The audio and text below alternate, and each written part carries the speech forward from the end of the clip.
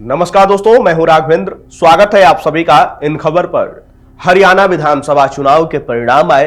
परिणाम बीजेपी के पक्ष में आए। जी हां, बम्पर सीटें मिली और तीसरी बार बीजेपी हरियाणा में सरकार बनाने जा रही है। लेकिन इस परिणाम से झटका सिर्फ कांग्रेस को ही नहीं लगा, उसके साथ ही साथ जेजेपी दुष्यंत चौटाला को भी लगा। उसके साथ ही साथ बसपा, जो काफी दमखम के साथ हरियाणा के विधानसभा चुनाव में उतरी थी, आकाश आनंद समेत मायावती और बसपा के कार्यकर्ता जमकर चुनाव प्रचार में जुटे रहे। तमाम रैलियां हुई, उन रैलियों के क्लिप काफी वायरल हुए और जमकर एक दूसरे के ऊपर निशाना साधा गया।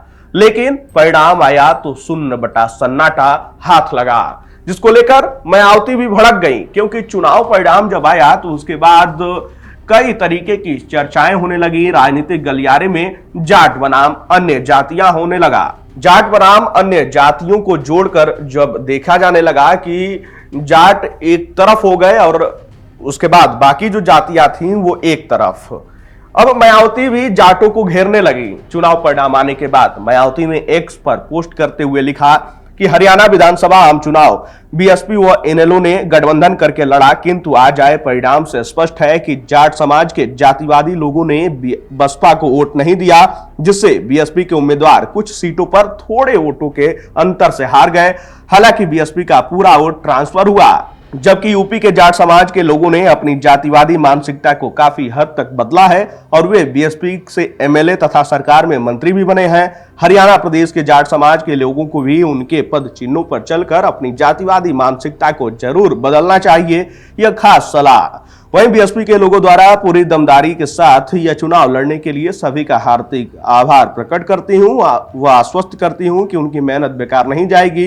लोगों को निराश नहीं होना है और न ही हिम्मत हारनी है, बल्कि अपना रास्ता खुद बनाने के लिए तत्पर रहना है। नया रास्ता निकलेगा। मायावती ने एक्स पर पोस्ट करते हुए जाट समाज के लोगों पर निशाना साध दिया और उन्होंने कहा कि उत्तर प्रदेश के जाटों के पद चिन्हों पर चलना होगा हरियाणा के जाटों को। तो देखिए, मायावती तो यहाँ पे भड़क गई। मायावती ने यहां पे ट्वीट करके और सीधा सीधा जाट समाज को संदेश दे दिया। लेकिन क्या हरियाणा में ऐसा हुआ है? जिस तरीके से जातियों में बांटा जा रहा है इस पूरे समीकरण को, आपको बता दें कि जाट बाहुल्य जो सीटें हैं हरियाणा में 25 सीटें हैं, जिसमें से 13 सीटों पर बीजेपी को जीत मिली है और सिर्फ 10 सीटों पर कांग्रेस को जीत मिली है और 2 सीटें निर्दलीयों के खाते में गई हैं। जाट बाहुल क्षेत्र की 6 सीटें जो है बीजेपी के साथ गई हैं, जो बहुत ज्यादा बाहुल्य हैं। और अब देखिए, इसमें जो सीटें हैं रोहतक, चरखी दादरी, भिवानी, जिंद, झज्जर, सोनीपत, ये जाट बाहुल जिले हैं और कुल आबादी जो है 25% के आसपास है जाट समाज की।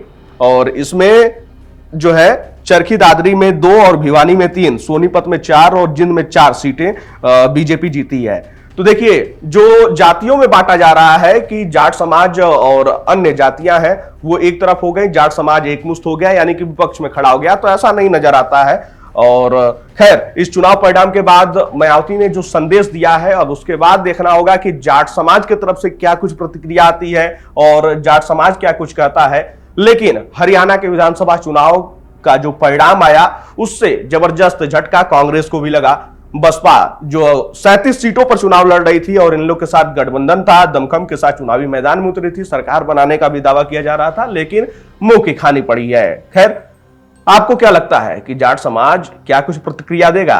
आप अपनी राय कमेंट बॉक्स में हमें जरूर बताइएगा।